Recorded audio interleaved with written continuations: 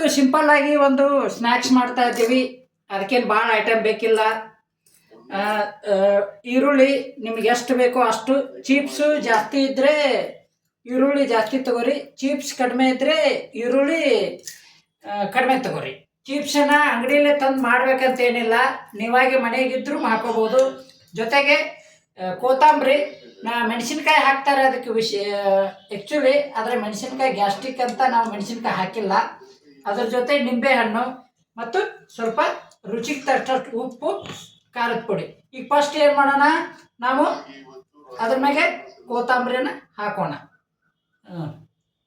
Next ರುಚಿಗೆ ತಕ್ಕಷ್ಟು ಉಪ್ಪನ್ನು ಹಾಕೋಣ.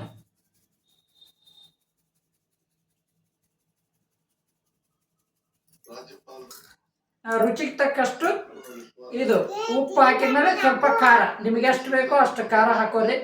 ನಾವು ಹುಡುಗರು ತಿಂತಾರಂತೇಳಿ ಸ್ವಲ್ಪ ಖಾರ ಕಡಿಮೆ ಹಾಕಿದ್ದೀನಿ. ಕಡಿಮೆ ಅಂದ 4 ಚಮಚ ಹಾಕತ್ತಾರದ. ಆಮೇಲೆ ನಿಂಬೆಹಣ್ಣು,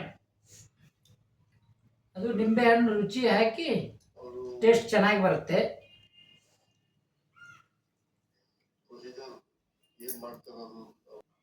ಆಮೇಲೆ ಇದನ್ನ ಸರಿಯಾಗಿ ಏನು ಮಾಡಬೇಕು, ಕಲಿಸ್ಬೇಕು.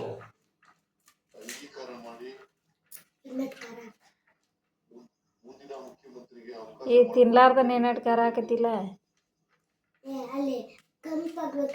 ಕೆಂಪತ್ತು.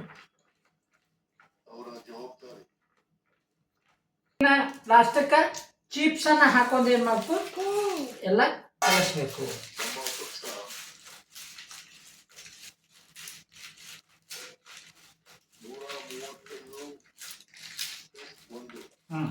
ನೋಡಿ, ಇನ್ಸ್ಟಂಟಾಗಿ ಸ್ನ್ಯಾಕ್ಸ್ ರೆಡಿ. ಈಗ ನಮ್ಮ ಹುಡುಗ ಕೊಡ್ತೀನಿ, ಯಾವ ರೀತಿ ಇದೆ ಅಂತ ತಿಂದು ಹೇಳ್ತಾನೆ.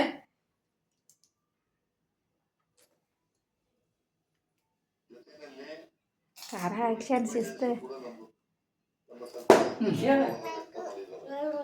ಈಗ ನಮ್ಮ ಮಗಳಿಗೆ ಕೊಡ್ತೀನಿ.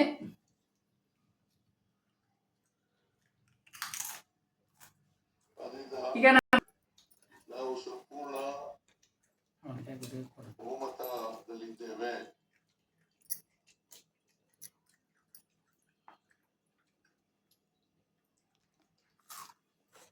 ಸೂಪರ್, ಒಂಥರ ಡಿಫ್ರೆಂಟ್.